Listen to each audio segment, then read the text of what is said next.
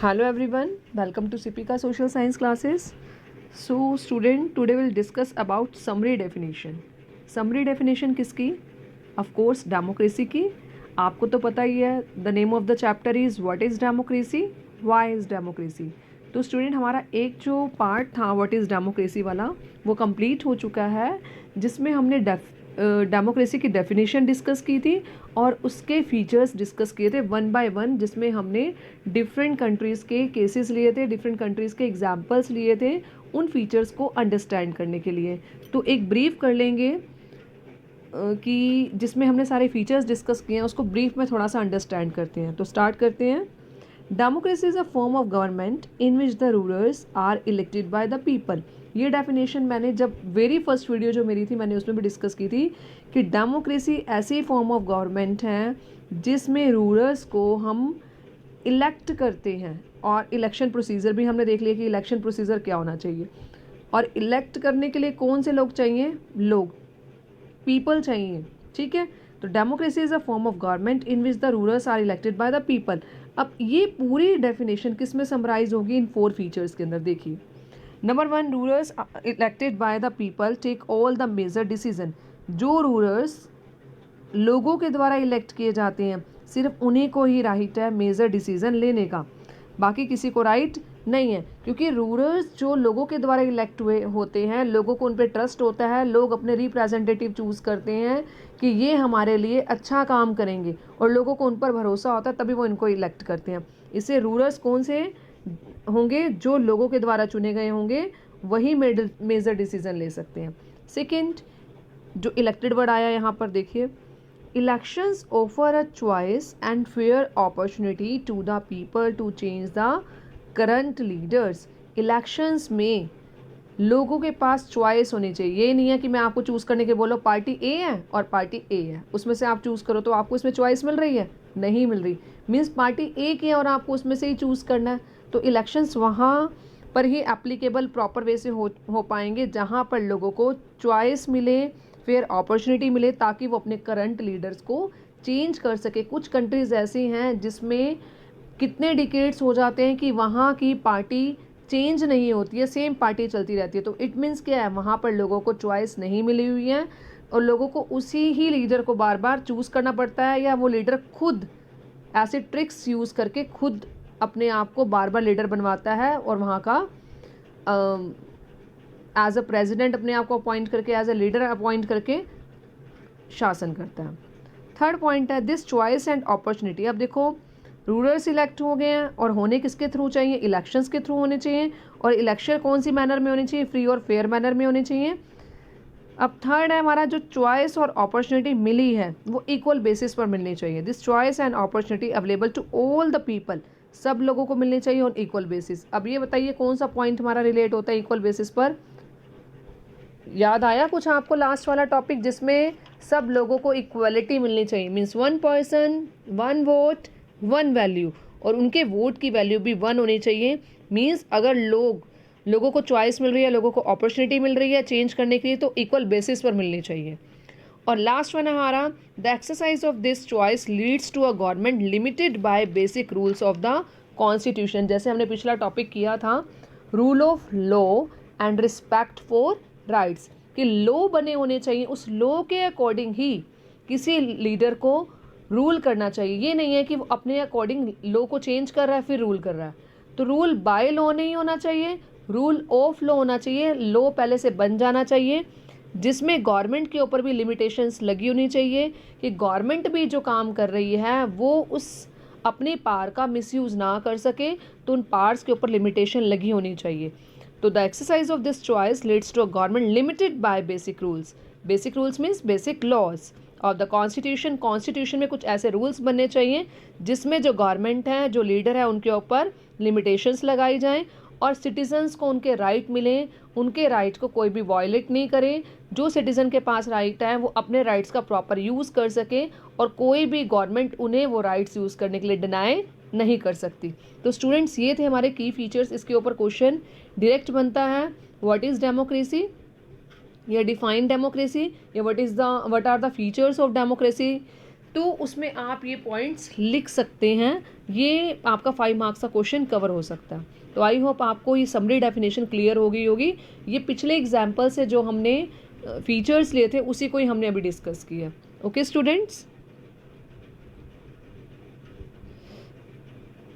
अब देखिए अपना नेक्स्ट वाला जो टॉपिक है मैं इसी के साथ रिलेट कर रही हूँ।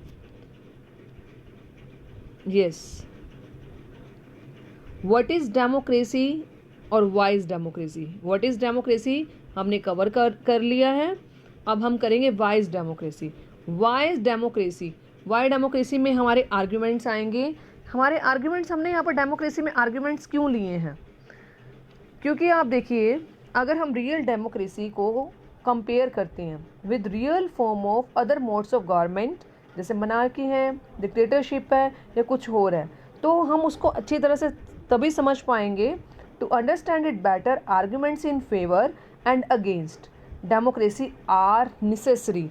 अगर हमें डेमोक्रेसी को अच्छे तरीके से समझना है तो उस डेमोक्रेसी में हमें आर्ग्यूमेंट्स अगेंस्ट डेमोक्रेसी भी अंडरस्टैंड करना पड़ेगा और आर्ग्यूमेंट्स फॉर डेमोक्रेसी भी। तो स्टूडेंट, इस वीडियो लेक्चर में मैं सिर्फ आपको अभी आर्ग्यूमेंट अगेंस्ट डेमोक्रेसी बताऊंगी, मतलब डीमेरिट्स, डेमोक्रेसी के क्या डीमेरिट्स हैं, डेमोक्रेसी के क्या डिसएडवांटेजेस हैं और कुछ लोग डेमोक्रेसी को क्यों लाइक नहीं करते। तो उन सभी का आंसर यही बनेगा। ये भी क्वेश्चन इंपॉर्टेंट है कि what are the arguments against democracy या why is democracy not preferable, क्योंकि कुछ ड्रॉबैक हर चीज़ में मिलते हैं, तो वो ड्रॉबैक हम डिस्कस करते हैं। सबसे पहले हैं leaders keep changing in democracy. जो हमारी डेमोक्रेसी है उसमें लीडर्स चेंज होते रहते हैं, किसी के पास पावर परमानेंट नहीं रहती है, जिसकी वजह से इंस्टेबिलिटी क्रिएट होती है कि गवर्नमेंट 5 साल बाद आई। थोड़ा सा देखो, अगर हम एक एग्जांपल लें, हमने पीछे ये भी बात की है कि लीडर को चेंज किया जा सकना चाहिए, लोगों के पास चॉइस होनी चाहिए। अब एक गवर्नमेंट 5 ईयर्स के लिए आई है, अभी वो थोड़ा सा अंडरस्टैंड करने लगती है कि उस गवर्नमेंट को लोग उठा के चेंज कर देते हैं या दूसरी गवर्नमेंट कुछ ऐसे ट्रिक्स यूज़ करती है कि वो गवर्नमेंट चेंज हो जाती है। तो डेमोक्रेसी में इंस्टेबिलिटी बनी रहती है, मतलब किसी के पास पावर परमानेंट नहीं रहती कि वो परमानेंट सोल्यूशन निकाल सके किसी भी प्रॉब्लम का, क्योंकि उसको ये पता है कि मैंने 5 ईयर्स के बाद क्या पता मैं चेंज हो जाऊँ। तो इसके कारण वो लॉन्ग टर्म डिसीजन में नहीं ले पाते हैं और इस तरह से क्या बनी रहती है यहाँ पर इंस्टेबिलिटी। सेकंड है democracy is all about political competition and power play. अब आप देखिए अगर डेमोक्रेसी है तो उसमें पॉलिटिकल कॉम्पिटिशन भी चलता है, because there are lot number of parties are here who contest the elections. बहुत सारी पार्टीज होती हैं जो इलेक्शन को कंटेस्ट करती हैं। अब इलेक्शंस में जीतने के लिए वो डिफरेंट ट्रिक्स प्ले करती हैं। मीन्स पावर प्ले का मीनिंग है यहाँ पर कि जिसके पास पावर होगी वो दूसरे पर्सन मीन्स जिनके पास पावर कम है उससे ज़्यादा एडवांटेज उस पर्सन को मिलता है जिसके पास पावर है, क्योंकि पावर है जिसके पास उसके पास थोड़ा सा एडवांटेज ज़्यादा होता है और अपनी पावर मतलब अपना मनी यूज़ करके वो कहीं ना कहीं इलेक्शन की दौड़ में आगे निकल जाता है।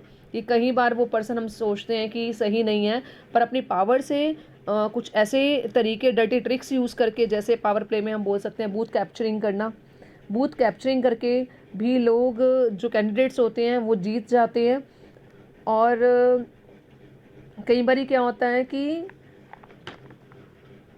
जिससे नो स्कोप फॉर मोरालिटी, मतलब वहाँ पर मोरालिटी वाला स्कोप नहीं है, बस उनको ये है कि मुझे जीत हासिल करनी है, किसी भी तरीके से मुझे इलेक्शन में जीतना है, बस मेरे लिए ये इंपॉर्टेंट है। मैं जो मर्जी ट्रिक्स उसमें यूज़ करूँ वो मैटर नहीं करती है। तो पॉलिटिकल कंपटीशन कहीं ना कहीं एक बैड वे बन जाता है डेमोक्रेसी में, जहाँ पर लोग सिर्फ जीतने पे ध्यान देते हैं। उनको ये नहीं लगा हम किन लोगों को मार रहे हैं या बूथ कैप्चरिंग कर रहे हैं या फिर हम अपनी पावर के दम पर दूसरे कैंडिडेट्स को हटा रहे हैं वहाँ से, उनके लिए मैटर नहीं करता। तो वहाँ पर मोरालिटी का कोई स्कोप नहीं है डेमोक्रेसी में।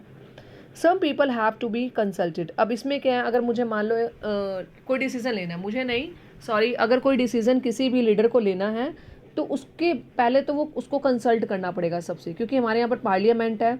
पार्लियामेंट में अगर 2/3 मेंबर्स राजी होते हैं तभी कोई डिसीज़न लॉ में या बिल में कन्वर्ट होता है। अगर 2/3 मेंबर्स राजी नहीं होते तो उसको वो डिले होता रहता है।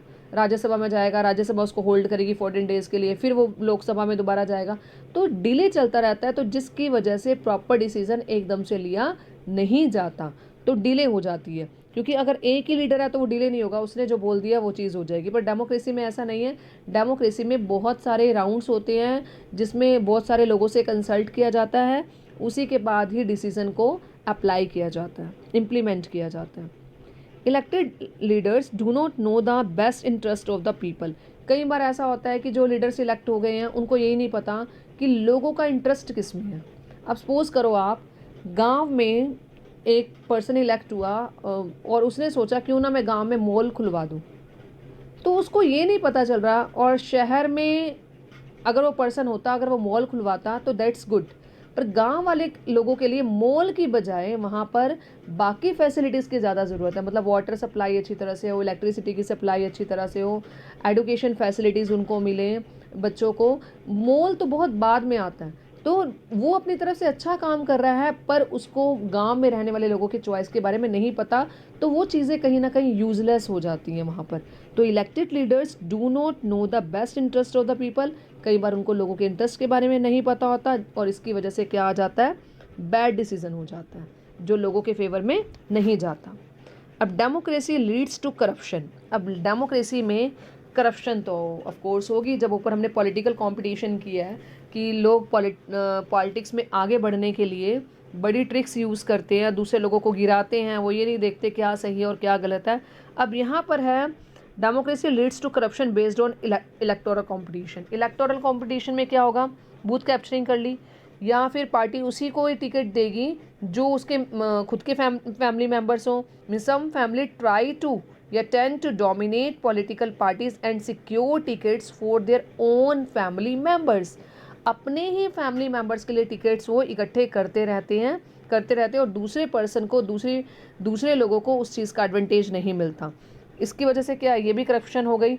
और कई बार ऐसा होता है जिस बंदे के क्रिमिनल रिकॉर्ड्स होते हैं वो क्या करता है, जो बंदा सही होता है उस पर्सन को टिकट ही नहीं लेने देता, इलेक्टोरल रेस से उसको क्या कर देता है, बाहर निकाल देता है। क्योंकि इलेक्शन में उसी पर्सन को हम टिकट प्रेफर करते हैं जो फंड्स जनरेट कर सके, और जो पर्सन गरीब होगा तो वो उसके पास इतने फंड्स नहीं होंगे, और जिनके क्रिमिनल रिकॉर्ड्स हैं या जो रिच लोग हैं वो दूसरे लोगों को इलेक्टोरल रेस से क्या करते हैं, बाहर निकाल देते हैं।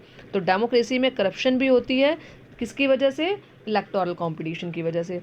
अब ऑर्डिनरी पीपल, कई बार क्या होता है, ordinary people don't know what is good for them. उनको ये नहीं पता हमारे लिए क्या सही है।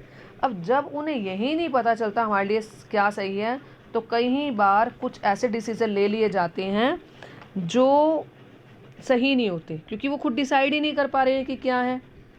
तो अब स्टूडेंट्स आप देखिए डेमोक्रेसी के क्या क्या ऐसे आर्ग्यूमेंट्स हैं जो उसके अगेंस्ट में जा रहे हैं। सबसे पहले डेमोक्रेसी में इंस्टेबिलिटी है क्योंकि लीडर्स चेंज हो रहे हैं।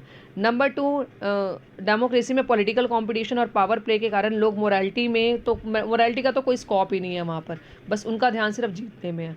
नंबर 3 कि यहाँ पर जो कोई भी लीडर है डिसीजन लेता है उसमें डिले होता रहता है, क्योंकि उसको बहुत सारी कंसल्टेशन होगा, डिस्कशन होगा, उसके बाद जो प्रॉब्लम्स होगी उसको करेक्ट किया जाएगा, तो जो डिसीज़न हो जाता है वो बहुत लंबा चला जाता है।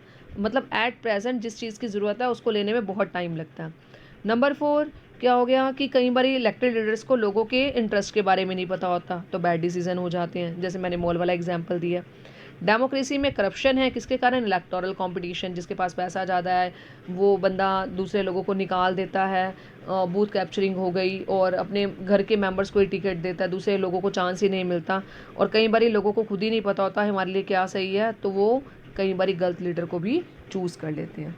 तो democracy is not a magical solution for all the problems. अगर हम ये आर्ग्यूमेंट्स देखें तो डेमोक्रेसी एक मैजिकल सॉल्यूशन ही है कि आपने डेमोक्रेसी का ठप्पा लगा दिया तो सारी आपकी प्रॉब्लम सॉल्व हो गई, नहीं।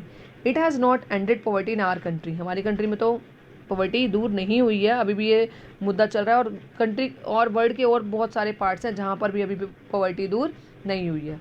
कहते हैं it ensures that people can take their decision.